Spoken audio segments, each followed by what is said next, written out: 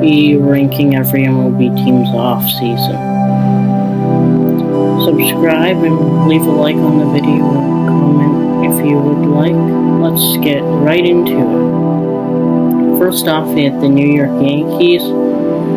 I'll give them an A. I liked their offseason a lot. I liked the addition of Carlos Rendon. I still think they needed another outfielder or a utility infielder, but I do like their offseason a lot.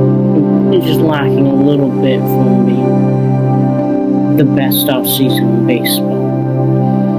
Next up, we got the Seattle Mariners. I liked their addition to Teoscar Hernandez, and they didn't give up much considering how good their bullpen was. So they get a B, but aside from Teoscar, they didn't really do much else. The Tampa Bay Rays, they also get a B. They had a good offseason in extending players and signing Zach Eflin, but aside from that, they didn't do too much to have a really big, impactful move. So, yeah. And next up is the Toronto Blue Jays. They get an A because they added Dalton Varsho, they added Chris Bassett, they added Eric Swanson, they added Brandon Belt. They had a really good offseason. They probably need one more move to be the best offseason or top two offseason this year, but they did really good. Next up, the Miami Marlins. I think their offseason was pretty underrated. Ian Segura was a pretty good move. I liked Luis Arraez. I do think they needed to add some more relievers, and I do wish their defense was better, but not a bad move whatsoever this offseason. Except the St. Louis Cardinals. They didn't really do much this offseason aside from signing Wilson Contreras. And that was a good move, but I wish they improved the starting rotation, and I wish they probably would have grabbed another relief pitcher for the bullpen. Next up, the Houston Astros. I really like the addition of Jose Abreu, which gives them a B off-season. I wish they would have grabbed another reliever, but their bullpen is pretty good. Maybe another bench bat would have been good. Their depth isn't great after the top few guys in the everyday players. After that, it isn't very good, but I still like the rotation a lot and everything, so I have them as a B offseason. Next up is the Atlanta Braves. I liked their offseason, though it was a bit weird getting Sean Murphy when they already had two good catchers. And aside from that, they didn't really do much else, so I think they improved, but not a huge extent, which gives them a C.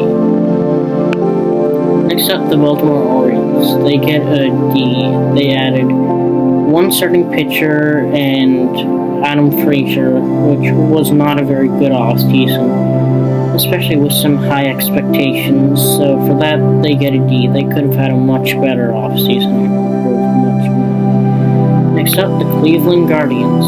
They get a B. I really liked their offseason. I actually thought it was pretty underrated, and I think they could win 100 games. Josh Bell, I thought, was a good add. I wish they would have tried to add Sean Murphy. I think they could win 100 games next year if they added Sean Murphy. I still think they probably could, but I think it's more realistic 95 to 98 next season for Cleveland. Next up, the Colorado Rockies. They didn't do anything to improve, so they get a D. Could have done much more, but also Detroit Tigers, again, didn't do anything, so they basically don't get a grade. So, D.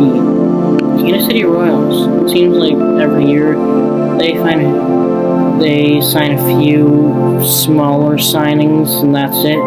So, we'll see how those signings do. The Milwaukee Brewers. They get a B. They got, what's his name? William Contreras from the Braves, but they didn't do much else to improve the lineup. But I do like some of their prospects. But for the offseason overall, they get a B.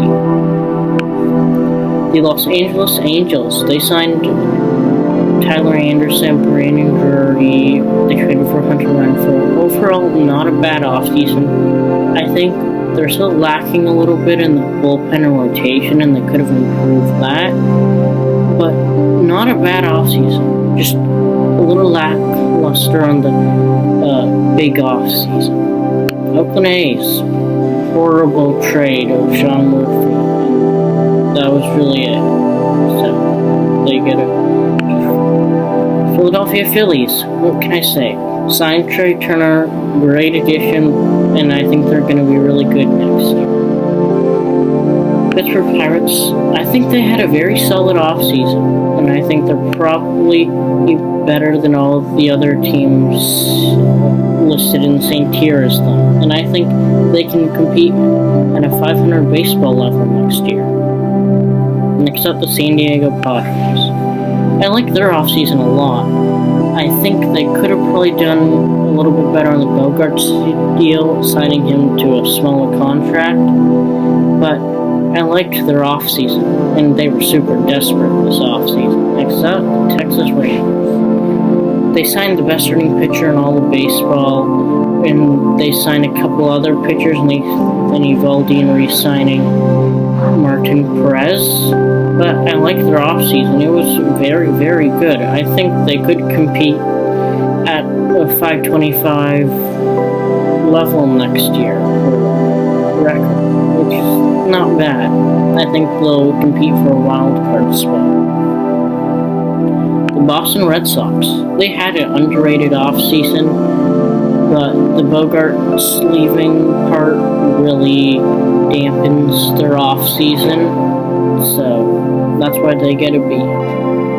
The Giants, they signed a few depth players, major league players who are good, but not superstar level, which they should have added a superstar player, but nonetheless, they had a good offseason, just lacking a little bit. The Dodgers, they get a C. They made a couple moves, but they didn't sign any big free agents. The Arizona Diamondbacks, they get a B. I like their side of the Dalton Varsho trade along with the Blue Jays side. Gabriel Moreno is going to be very good. And aside from that, they added Andrew Chafin, who's a very solid reliever, and they needed to improve the right-handed side of their lineup and the bullpen, which they did. And I think they might even low-key have a chance to finish second in the NL West. Next up, the New York Mets. They for sure had the best offseason in baseball. I love their acquisitions this offseason. Justin Verlander, Jose Quintana, they just had a great offseason. And Steve Cohen is elite. Next up, the Chicago White Sox. They added Andrew Benintendi and no one else. Not a good offseason. The White Sox are looking like they're fading in the NL Central. So, yeah, they didn't have the greatest offseason. They're going to have to make some moves at the deadline, or they're going to have to do something to improve their roster.